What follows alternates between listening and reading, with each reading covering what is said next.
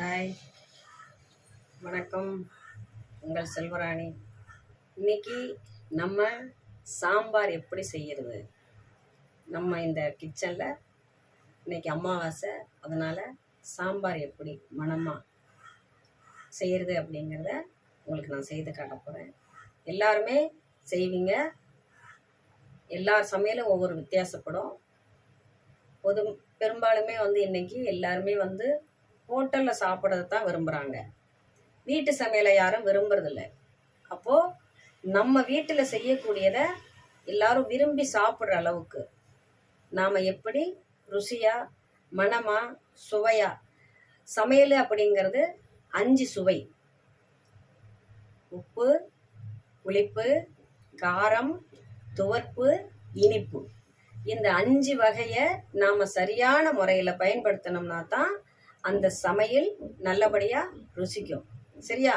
Okay, இப்போ சமையல் பண்ணுறத ஆரம்பிச்சிடலாம். இப்போ முதல்ல சட்டி காஞ்சிருச்சு, எண்ணெய் ஊற்றிக்கிறேன். பெரும்பாலும் எண்ணெய்லாம் நம்ம சுத்தமான எண்ணெய், கொஞ்சம் பியூர் ஆயிலை நம்ம பயன்படுத்திக்கிட்டோம்னா நம்ம உடம்புக்கு நல்லது. கொழுப்புகளெல்லாம் கொஞ்சம் குறைக்கணும் அப்படின்னா எண்ணெயை மீடியமாக, அதிகமாகவும் இருக்கக்கூடாது, ரொம்ப குறைவாகவும் இல்லாமல் ஒரு மீடியமான எண்ணெய் ஊற்றி நம்ம சமையல் பண்ணிக்கணும். ரெண்டாவது, கடுகு உளுத்தம் பருப்பு. வெறும் கடுகு போடக்கூடாது. இந்த உளுத்தம் பருப்பில் நமக்கு ஒரு நல்ல மணம் இருக்கும். கடுகு உளுத்தம் பருப்பு போடுறேன். தாளிக்குது. கடுகு உளுத்தம் பருப்பு போடுறேன். அதுக்கப்புறம் சீரகம். சீரகம் அப்படின்னா நம்ம உடம்புக்குள்ளார இருக்கிற கெட்ட கிருமிகளை அழிச்சு நல்லதை தரும். அதுக்கு தான் அதுக்கு பேரு சீரகம்.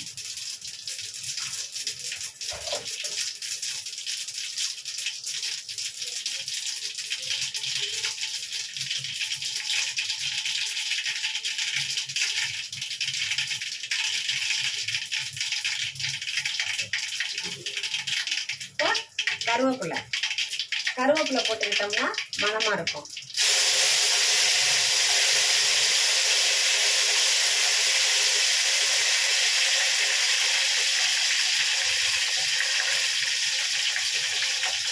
அடுத்து வெங்காயம்.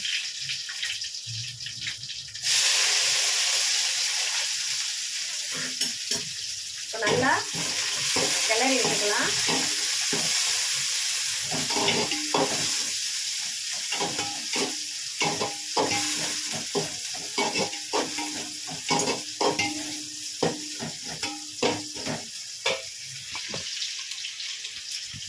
இப்போ வெங்காயம் நல்லா வதங்கிட்டு இருக்கு.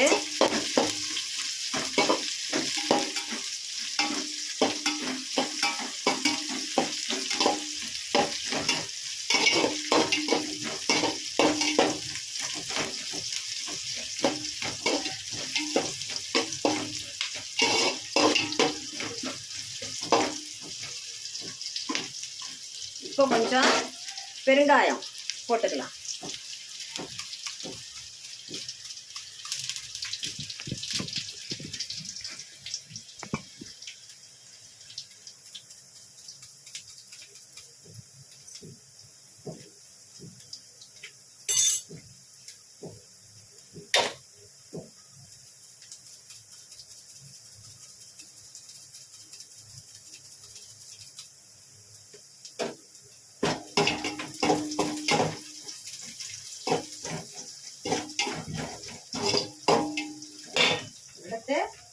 தக்காளி, பொடியை நறுக்கி வச்ச தக்காளியை இப்படி புளிஞ்சு போடணும்.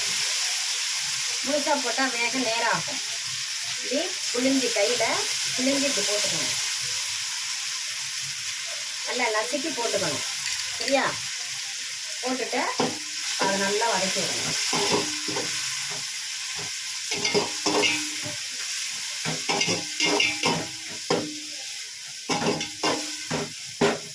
கொஞ்சம் உப்பு போட்டுக்கலாம்.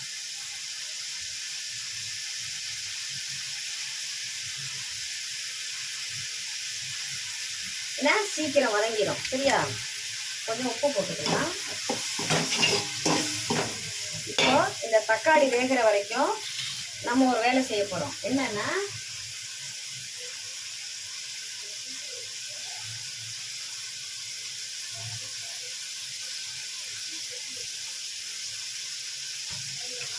ஒரு ஜார் எடுத்துக்கலாம். இன்னைக்கு நான் கத்திரிக்காய், முருங்கைக்காய், மாங்காய் சாம்பார் வைக்க போகிறேன்.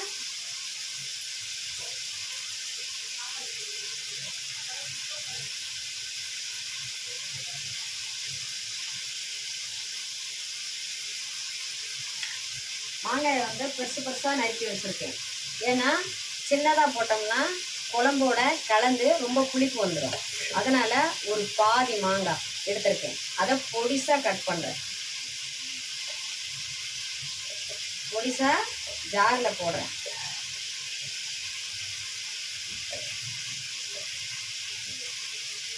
போட்டுட்டு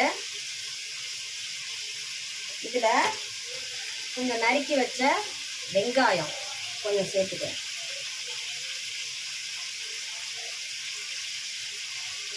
கொஞ்சம் சீரகம் சேர்த்துக்கிறேன்.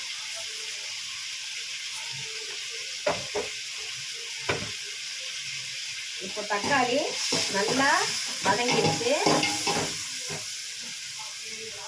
இப்போ என்ன பண்ண போகிறோம்? நறுக்கி வச்சிருக்க காய், கத்திரிக்காய், முருங்கைக்காய் கள்ளி வச்சிருக்கேன் இல்லையா, அதை போடுறோம்.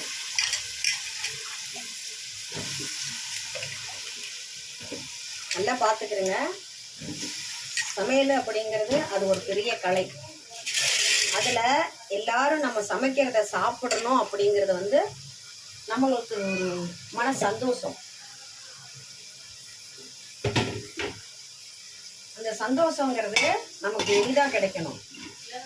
முகம் துடிக்காம எல்லாரும் நம்மக்கிட்ட நல்ல விதமாக நடந்துக்கணும்னா நாம் வந்து இந்த மாதிரி ஒரு சில விஷயங்களை செஞ்சு போடணும்.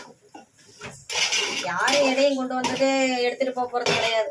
கடவுள் கொடுத்த இந்த வரப்பிரசாதம் சமைச்சு போடுறது ஒரு தாயால் செய்யக்கூடிய ஒரு விஷயம். அதை நாம் செய்கிறோம். சரியா? இப்போது காய் கொஞ்சம் வதங்கிருச்சு. கத்திரிக்காய், முருங்கைக்காய் வதங்கிருச்சு. உப்பு போட்டோம் இல்லையா, அதனால சீக்கிரம் வதங்கிருச்சு. சரியா? இப்போ என்ன பண்ணுறேன்? சாம்பார் பொடி கொஞ்சம் சேர்த்துக்கிறேன். ஏன்னா நிறைய மிளகாத்தூள் போட்டால் சாம்பார் நல்லா இருக்காது. இப்போ தனியாத்தூள் 2 ஸ்பூனு சேர்த்துக்கிட்டேன். இப்போ இதை நல்லா கிளறி விடணும்.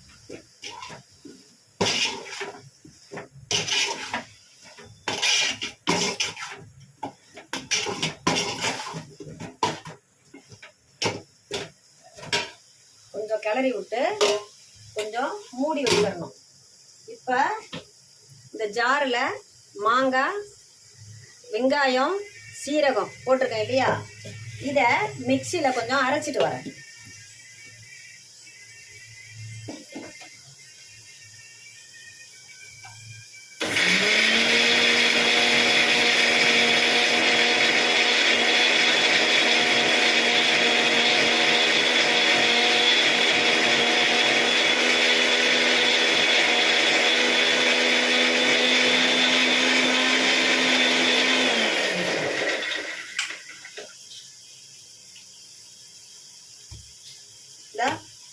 அரைச்சி நல்லா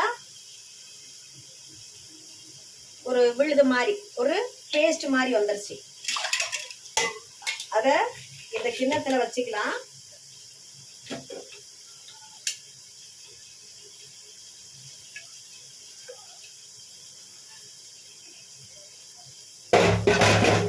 இதுல வந்து நான் புளி ஊத்தலை இன்னைக்கு. ஏன்னா சாம்பார்ல புளி ஊத்துனாதான் நல்லா இருக்கும். புளிப்பு தேறிடுச்சுன்னா நல்லா இருக்காது. அந்த புளிப்பு கம்மியாயிட்டாலும் நல்லா இருக்காது.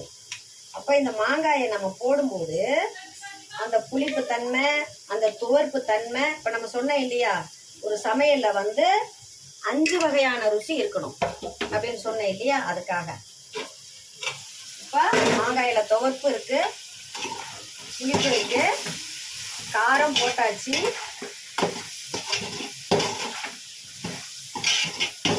உப்பும் போட்டாச்சு. இப்போ என்ன பண்ண போகிறோம், பருப்பு நான் ஏற்கனவே குக்கரில் வச்சு பருப்பு வந்து ஒரே ஒரு விசில் தான் வரணும். அரை பதத்தில் தான் பருப்பு வெந்திருக்கணும்.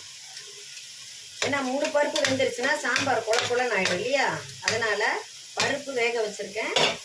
இந்த பருப்பை இப்போ தூக்கி நம்ம அதில் ஊற்றிக்கலாம். ஊற்றியாச்சு. இப்போ மறுபடியும் இதை நம்ம கிளறிக்கலாம். பாருங்க, இப்போவே சாம்பார் ஒரு நல்ல மணமாக வந்துருச்சு. உங்களுக்கு எவ்வளவு திக்கு வேணுமோ, நல்லா கொல கொலன்னு இருக்கணும் அப்படின்னு சொன்னால் தண்ணி கம்மியாக வச்சுக்கிறோங்க. இல்லை நாங்கள் தண்ணியாக தான் சாப்பிடுவோம் அப்படின்னா கொஞ்சம் தண்ணி அதில் ஊற்றிக்கிறோங்க. ஓகேயா? இப்போ நான் இதை நல்லா கிளறி விட்டுட்டோம். கிளறி விட்டதுக்கப்புறம் இன்னும் கொஞ்சம் தண்ணி பத்தாது வேகிறதுக்கு, ஒரு செம்பு தண்ணி ஊற்றிட்டேன். இப்போ நல்லா கிளறியாச்சு. சரியா? இப்போ சாம்பார் பாருங்கள் எப்படி வந்திருக்கு பாருங்கள். நல்லா கிளறியாச்சு. சாம்பார் நல்லா வந்திருக்கா பாருங்கள். சாம்பார் ஏன்னா காயெல்லாம் குட்டி குட்டியாக போட்டோம்னா குழம்போடவே கலந்துரும். அதனால தான் காயை கொஞ்சம் பெருசாக போட்டோம்னா அது வேகிற பதத்துக்கும் நம்ம சரியாக சமையல் செஞ்சு இறக்கும்போது அந்த காய் வந்து முக்கால் பதத்துக்கு சரியான வகையில் வந்துடும். இப்போ மூடி வச்சிடலாம்.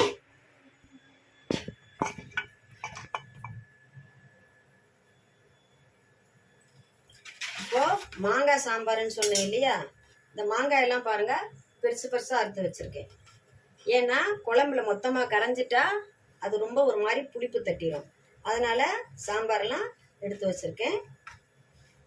மாங்காயெல்லாம் தனியாக கழட்டி வச்சுருக்கேன். இந்த பாருங்கள் மாங்காய், அந்த மாங்காயை சுற்றி இருக்கிற சதையை கூட நாங்கள் கட் பண்ணலை. என்னன்னா இது உள்ளார இருக்கிற துவப்பு அது வழியாக வெளியே வரும். அப்போ இந்த தோல் பதம் மேலேயே இருக்கட்டும்னு சொல்லி முழுசாக வச்சுருக்கோம்.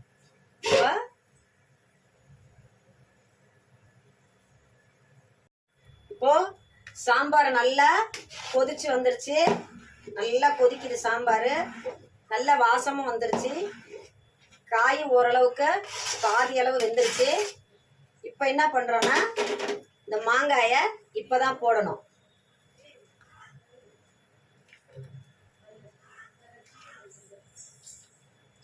இப்போ மாங்காயை போட்டாச்சு.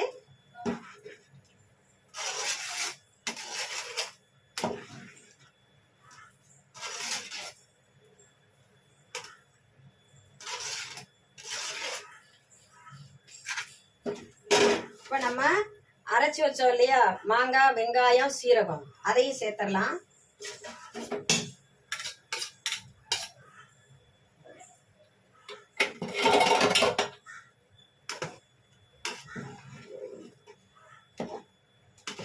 இப்போ கொஞ்சம் கொதிச்சு இந்த காயெல்லாம் வேகட்டும்.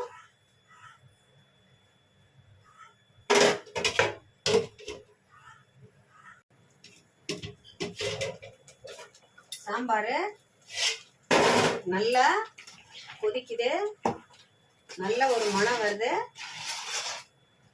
அவ்வளோதான், காயெல்லாம் நல்லபடியாக வெந்துருச்சு. புளிப்பு, உப்பு, காரம், துவர்ப்பு, இப்போ இந்த 4 வகை சேர்த்து நம்ம சாம்பார் வச்சாச்சு. அடுத்து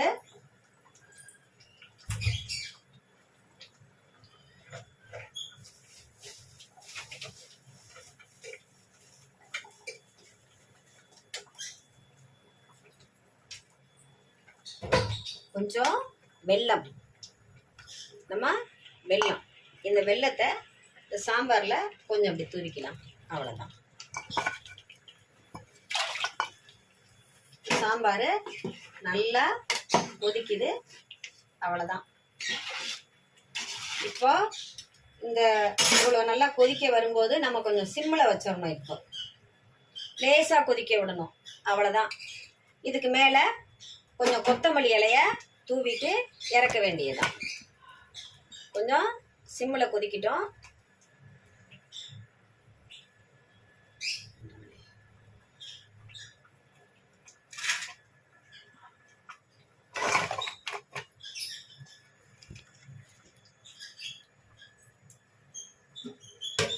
அவ்வளோதான். கொத்தமல்லி, நறுக்கி வச்ச கொத்தமல்லி இப்படி தூவி இறக்கிடலாம். அருமையான சாம்பார். நீங்களும் உங்கள் வீட்டில் செஞ்சு போட்டு, ஹோட்டல் சாப்பாடு முக்கியம்னு சொல்லி நிறைய பேர் இன்றைக்கி வீட்டில் சமையல் நல்லா இல்லை அப்படிங்கிற மாதிரி யோசிக்கிறாங்க. நம்ம தாத்தா பாட்டியெல்லாம், நம்ம முன்னோர்களெல்லாம் வந்து அவங்க சொல்லு பேச்சு கேட்டு நம்ம கொஞ்சம் சமையல் கலையெல்லாம் நம்ம கற்றுக்கிட்டவங்களாம் இன்றைக்கி நல்லா சமைக்க கற்றுக்கிட்டு இருக்காங்க. தாத்தா பாட்டி இல்லாதவங்க, ஒரு குடும்பத்தை விட்டு தனியாக பிரிஞ்சு வந்துடுறவங்க, அவங்களாம் என்ன பண்ணுவாங்க? அவங்கள அந்த மாதிரி தெரிஞ்சுக்கணும். எப்படி வைக்கிறதுன்னு தெரியலையே, இது எப்படி இப்படி வச்சா நல்லா இருக்குமா அப்படின்னு சொல்லி ஒரு குழப்பத்தில் இருக்கிறவங்களுக்கெல்லாம் இந்த மாதிரி என்னால் இயண்டது என்னுடைய பக்குவத்துக்கு செஞ்சு பாருங்கள். உங்கள் வீட்டுக்குள்ளார எல்லோரும் சந்தோஷமாக சாப்பிடுவீங்க. நல்ல மணமாக இருக்கும், நல்ல பசி எடுக்கும், உடம்புக்கு ஆரோக்கியமாகவும் இருக்கும். ஏன்னா நம்ம இதில் சேர்த்துருக்கிற அவ்வளோ பொருளுமே உணவே மருந்து அப்படிங்கிற மாதிரி தான் நம்ம இன்றைக்கி சேர்த்து அந்த சமையலை செய்திருக்கோம். பார்த்து செஞ்சு நீங்களும் சாப்பிட்டு உங்கள் குடும்பத்தில் இருக்கிற எல்லாரும் சந்தோஷமாக இருங்க. நன்றி, வணக்கம்.